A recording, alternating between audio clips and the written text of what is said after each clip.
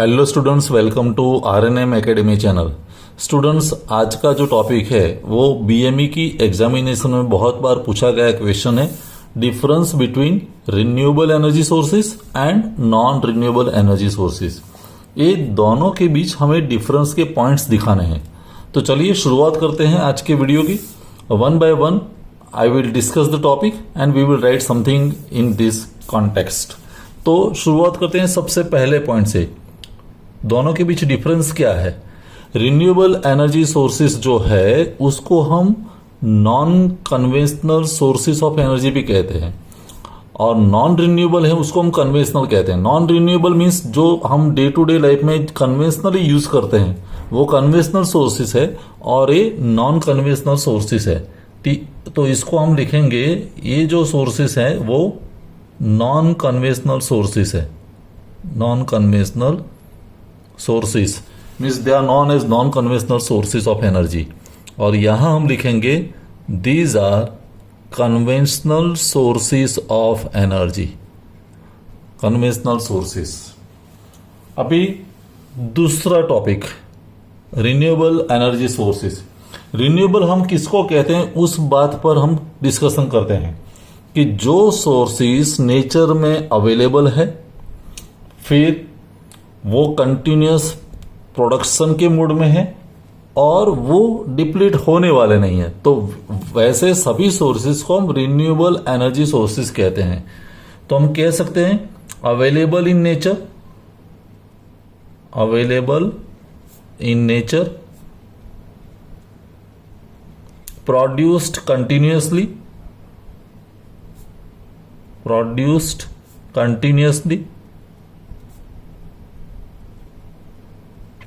and they will not deplete, will not deplete।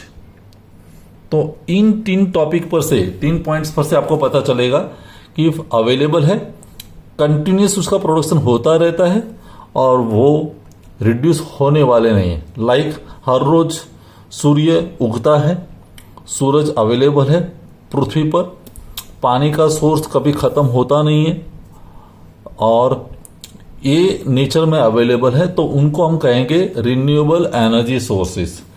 जबकि non renewable sources of energy की बात है तो वो नेचर में अवेलेबल तो है लेकिन वो कंटिन्यूस प्रोडक्शन होता नहीं है।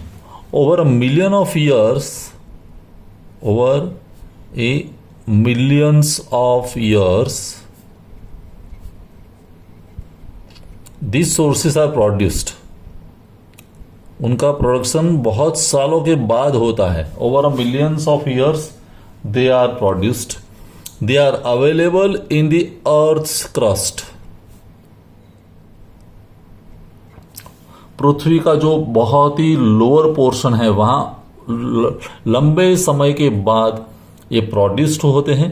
कंटिन्यूस प्रोडक्शन होता नहीं है और एक टाइम होगा कि वो डिप्लीट होंगे, तो दे विल डिप्लीट। वो कंटिन्यूसली उनका स्टॉक रिडक्शन होता जा रहा है। लाइक पेट्रोलियम प्रोडक्ट्स है, वो सभी का जो सोर्सेस है वो डिप्लीट होते जा रहे हैं। तो ये सेकंड पॉइंट। तीसरा पॉइंट हम बात करेंगे रिन्यूएबल एनर्जी सोर्सेस के बारे में। इनकी जो क्वांटिटी की बात है तो वो अनलिमिटेड क्वांटिटी में अवेलेबल है, अनलिमिटेड क्वांटिटी, अनलिमिटेड क्वांटिटी है। जबकि यहां हम लिख सकते हैं these are available in the limited quantity, limited quantity. तो ये थर्ड टॉपिक हुआ। फोर्थ, हम एग्जांपल दे सकते हैं रिन्यूएबल एनर्जी सोर्सेज के।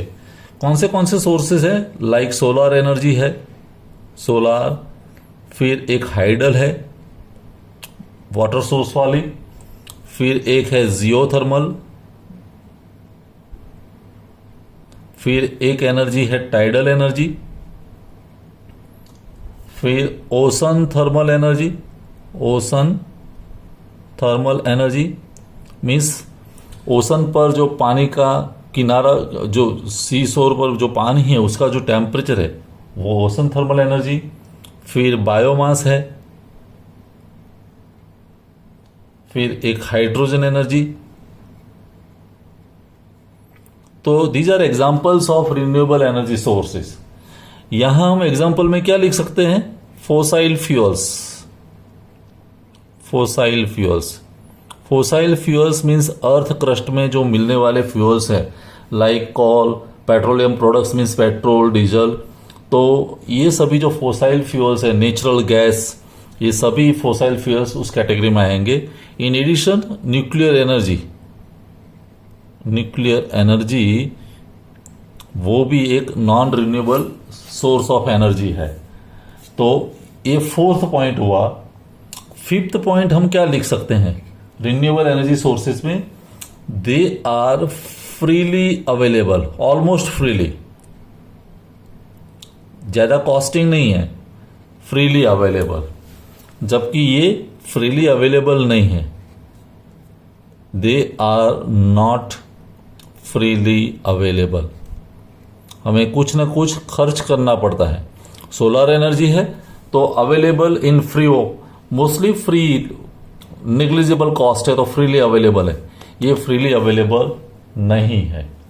6 पॉइंट लिखना है तो they are pollution free, the sources are pollution free sources. ये जो जितने भी सोर्सेस है कहीं भी पॉल्यूशन जनरेट होता नहीं है, चाहे सोलर एनर्जी हो, हाइडल हो, जियोथर्मल हो, तो पॉल्यूटेड नहीं है। मीन्स कार्बन डाइऑक्साइड जो जनरेशन होता है, कार्बन मोनोऑक्साइड, कार्बन डाइऑक्साइड, वैसा कोई पॉल्यूशन वाला सोर्स नहीं है। जबकि यहां जो भी सोर्स आप यूज करते हैं कन्वेंशनल सोर्सेस, तो they create carbon dioxide, carbon monoxide, so they create pollutions, pollution generate होता है।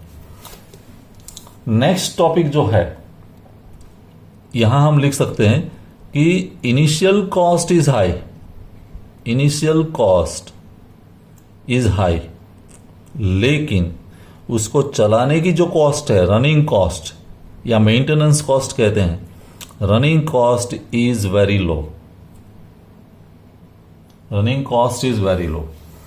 Initial cost means like sun solar roof top जो स्कीम है, तो सोलर रूफ टॉप हो या सोलर वाटर हीटर हो, तो उसको इंस्टॉल करने की कैपिटल कॉस्ट है ज़्यादा, लेकिन उसको चलाने की कॉस्ट ऑलमोस्ट जीरो है। रनिंग कॉस्ट या मेंटेनेंस कॉस्ट कहते हैं, इट इज़ वेरी लो। जबकि यहां हम ऐसा नहीं लिख सकते, यहां इनिशियल कॉस्ट तो हाई है ही, initial cost is high, simultaneously running cost is also high, running cost वो भी ज़्यादा है। तो दोनों कॉस्ट हाई है, initial cost and running cost. फिर एक पॉइंट हम ये भी लिख सकते हैं, 8वां पॉइंट, कि no regional restriction, no regional restrictions.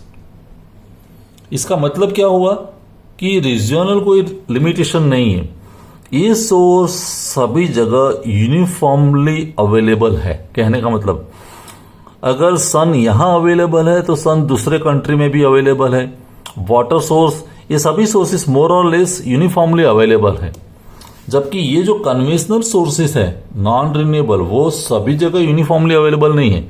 Like petroleum products तो मिडल ईस्ट कंट्री में ज्यादा है, यहां नहीं है, तो यहां एक रीजनल रिस्ट्रिक्शन रहता है, रीजनल रिस्ट्रिक्शन रहता है कि जहां भी वैसी अर्थ है कि जहां ये सोर्सेज प्रोड्यूस हो सकते हैं वहीं ही प्रोड्यूस होते हैं, बाकी जगह नहीं है।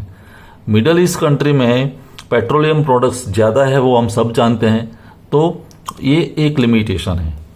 तो वैसे करके हम 1 से लेके 8 पॉइंट्स हम लिख सकते हैं renewable energy sources and non renewable energy sources के डिफरेंस में।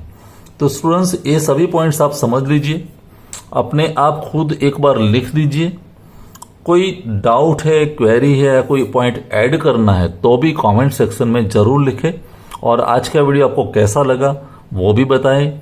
मिलते हैं नेक्स्ट वीडियो में। Thank you for watching, thank you very much. अगर आपको ये वीडियो पसंद आया है और आप मेरी चैनल पर नए हैं तो प्लीज मेरे चैनल को लाइक कीजिए, शेयर कीजिए और सब्सक्राइब जरूर कीजिए। Thank you very much.